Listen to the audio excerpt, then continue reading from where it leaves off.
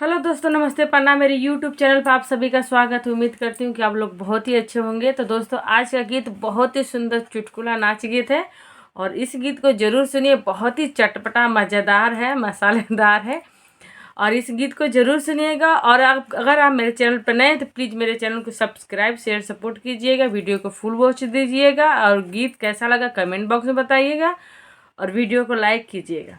ये सुंदर सा चुटकुला नाच गीत ज़रूर सुनिएगा। एक लेडीज का पेट दर्द कर रहा है तो अपने हस्बैंड से बोल रही है, जरूर सुने, देखिए क्या कह रही है।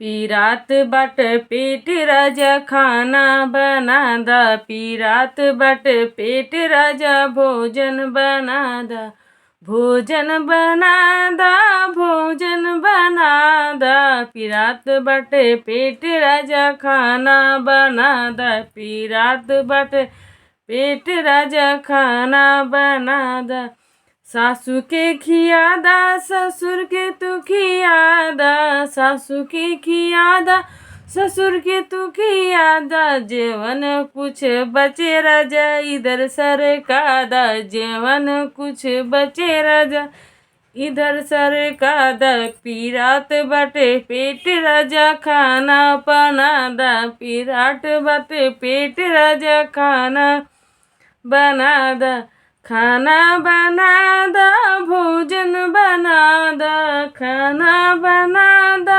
भोजन बना दा, पीरात बटे पेट राजा खाना बना दा, पीरात बटे पेट राजा खाना बना दा, जेठनी के खिया दा, जेठौत के खिया दा, जेठनी के खिया दा, बसुर की खियादा, जेवन कुछ बचे राजा इधर सरकादा, जेवन कुछ बचे राजा इधर सरकादा, पीरात बटे पेट राजा खाना बना दा, पीरात बटे पेट राजा खाना बना, खाना बना दा, भोजन बना दा, खाना बना दा, भोजन बना दा, पीरात बटे पेट राजा खाना बना दा, पीरात बटे पेट राजा खाना बना दा, देवरानी के खियादा, देवर के खियादा, छुटकी के खियादा,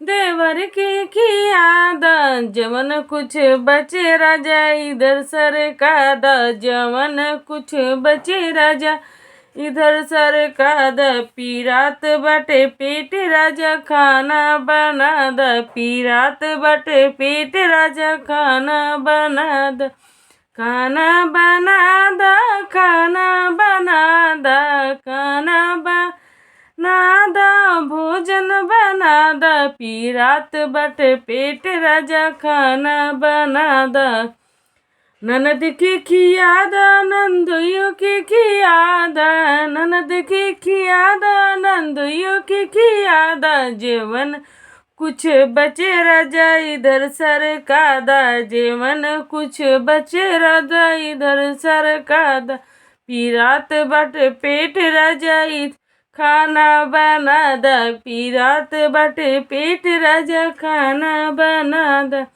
खाना बना दा, खाना बना दा, पीराट बटे पेट राजा खाना बना दा, पीरात बटे पेट राजा खाना बना दा। तो दोस्तों, बहुत ही सुंदर गीत है। इस गीत को जरूर सुनिए। कैसा लगा कमेंट बॉक्स में बताइएगा। मिलते हैं अगले वीडियो में। जय श्री राम और मेरे चैनल का सपोर्ट कीजिएगा।